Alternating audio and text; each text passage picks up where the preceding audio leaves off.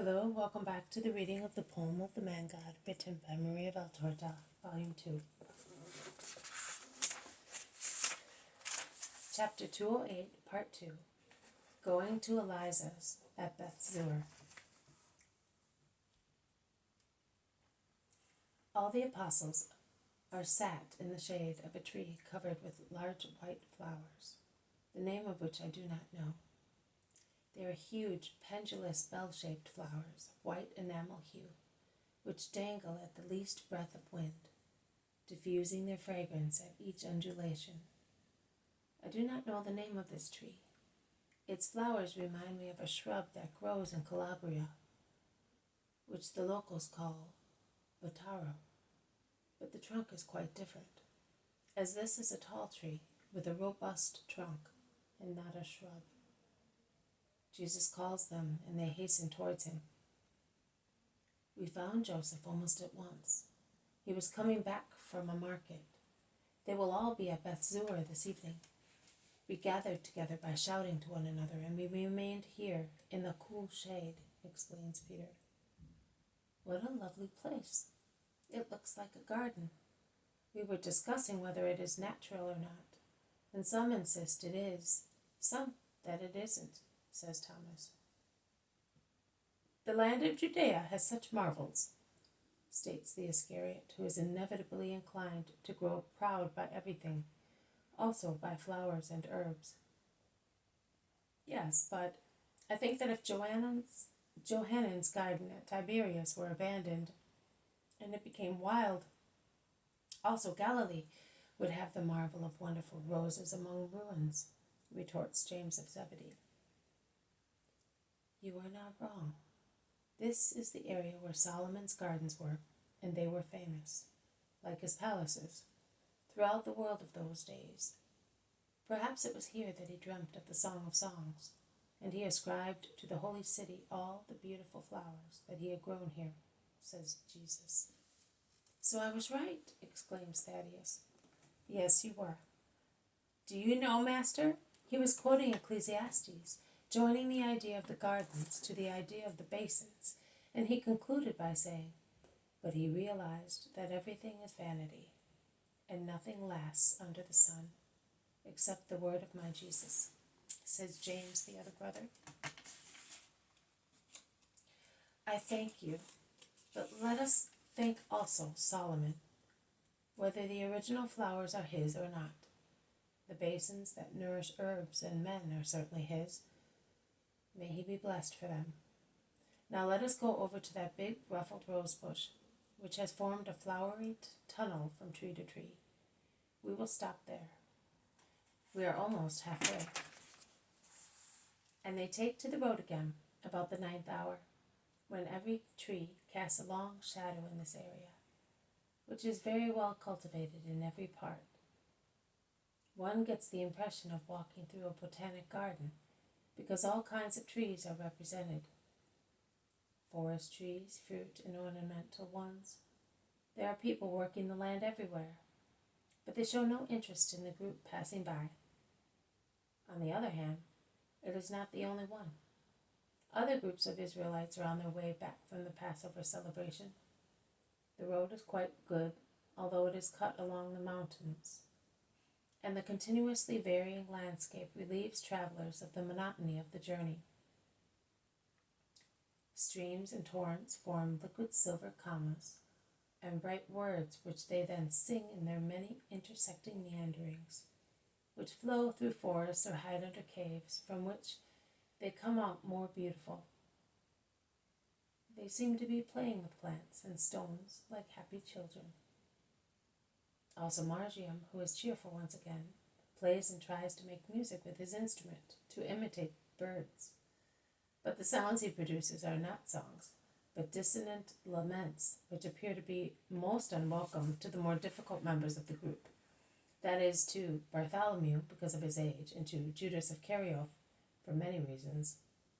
But no one complains openly, and the boy whistles, frisking about. Only twice he points at a village nestling in the forest and asks, "Is it mine?" and turns pale. But Simon, who keeps him close to himself, replies, Your village is very far from here. Come, let us see if we can pick that beautiful flower and take it to Mary, and thus takes his mind off his worries. The sun is beginning to set when Bethzur appears on its hill, and almost at the same time, on the secondary road they had taken to go there, they see the flocks of the shepherds and the shepherds who run to meet them. When Elias sees that Mary also is there, he lifts his arms in a gesture of surprise and remains thus, not believing his own eyes. Peace to you, Elias. It is I. We promised you, but it was not possible to meet in Jerusalem. Never mind, we are meeting now, says Mary kindly. Oh, Mother, Mother. Elias does not know what to say. At last he finds words. Well, I am celebrating Passover now. It is just the same, or better still. Of course, Elias. We sold well. We can kill a little lamb. Oh, please be the guests of our poor table, begged Levi and Joseph. We are tired this evening. Tomorrow. Listen, do you know a certain Eliza, the wife of Abraham of Samuel? Yes, she lives in her house at Bethzur. But Abraham is dead and his sons died last year. The first one died of a disease in a few hours, and no one knows of what he died.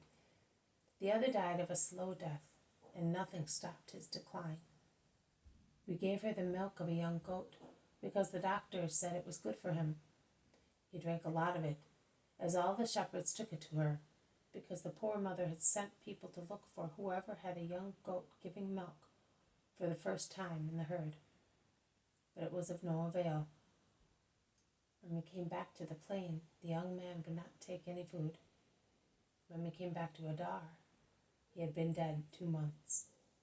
My poor friend, she was so fond of me in the temple, and she was somehow related to me through our ancestors. She was good. She left to marry Abraham, to whom she had been promised since her childhood, 2 years before me. And I remember when she came to offer her firstborn to the Lord, she sent for me, not only for me, but later she wanted to be alone with me, to be alone with her for some time. And now she is gone. Oh, I must make haste to comfort her. You stay here. I will go with Elias, and I will enter by myself. Sorrow demands respect. Not even I, Mother? Of course, always. But the others, not even you, my little one. It would be painful for you. Come, Jesus. Wait for us on the village square. Look for a shelter for the night. Goodbye, orders Jesus. And with only Elias for company, Jesus and Mary go as far as a large house, which is completely closed and silent. The shepherd knocks at the door with his stick. A maidservant looks out of a little window asking who it is. Mary moves forward saying, Mary of Joachim and her son from Nazareth, tell your mistress. It is useless. She does not want to see anybody. She is weeping her heart out. Try. No, I know how she drives me away if I try to take her mind off her worries. She does not want anyone. She will not see anyone or speak to anyone. She speaks only to the memory of her sons. Go, woman, I order you to go. Say to her, little Mary of Nazareth is here, the one who was your daughter in the temple. You will see that she will be wanting me. The woman goes away, shaking her head. Mary explains to her son and to the shepherd. Eliza was much older than I was. She was waiting in the temple for her fiancé to come back from Egypt, where he had gone on inheritance matters, and so she remained there up to unusual age. She is almost 10 years older than I am. The teachers used to entrust the little girls to the guidance of adult pupils, and she was my companion teacher. She was good, and here is the woman. In fact, the servant, thoroughly amazed, rushes to open the door wide. Come in, she says, and then in a low voice, may you be blessed for getting her out of that room. Elias takes his leave and Mary enters with her son. But this man, really, for pity's sake, he is the same age as Levi. Let him come in. He is my son, and will comfort her better than I can." The woman shrugs her shoulders and precedes them through the long hall of a beautiful but sad house. Everything is clean, but everything seems dead. A tall woman, walking bowed in dark clothes, comes forward in the dim light of the hall. "Eliza, dear, I am Mary," says Mary, running towards her and embracing her. "Mary, you? I thought you were dead too. I was told. When? I don't know. My head is empty. I was told that you died with many other mothers after the coming of the Magi, but who told me that you were the mother of the Savior? The shepherds, perhaps." "Oh, the shepherds." The woman bursts into bitter tears. "Don't mention that name. It reminds me of the last hope for Levi's life. And yet, yes, a shepherd spoke to me of the Savior, and I killed my son, taking him to the place where they said the Messiah was, near the Jordan. But there was nobody there, and my son arrived back in time to die. Fatigue, cold, I killed him. But I had no intention of being a murderer. I was told that he, the Messiah, cured diseases, and that is why I did it. Now my son accuses me of killing him. No, Eliza, it is you that think so. Listen, I instead think that your son has taken me by the hand, saying, 'Come to my dear mother, take the Savior to her.' I am happier here than I would be on the earth, but she listens only to her weeping, and she cannot hear the words that I whisper to her with my kisses. Poor mother. She is like a woman possessed by a demon who wants her to surrender to despair because he wants us to be divided.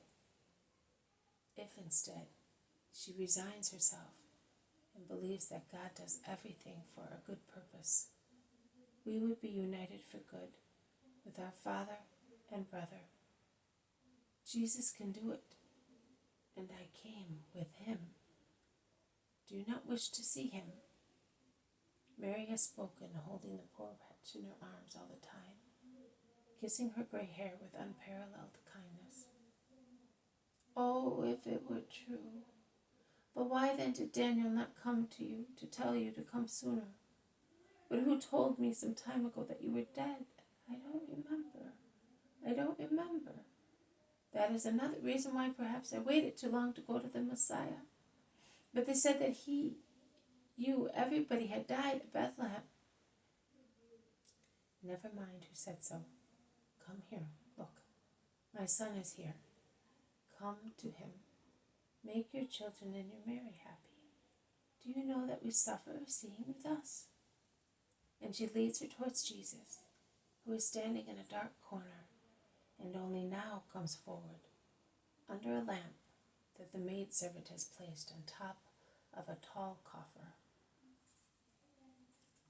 This has been a reading from the poem of the Man God, written by Maria Valtorta, Volume 2, Chapter 208, Part 2, Going to Eliza's at Bethzur. Thank you for listening. I will see you tomorrow. May God bless you, and may peace be with you.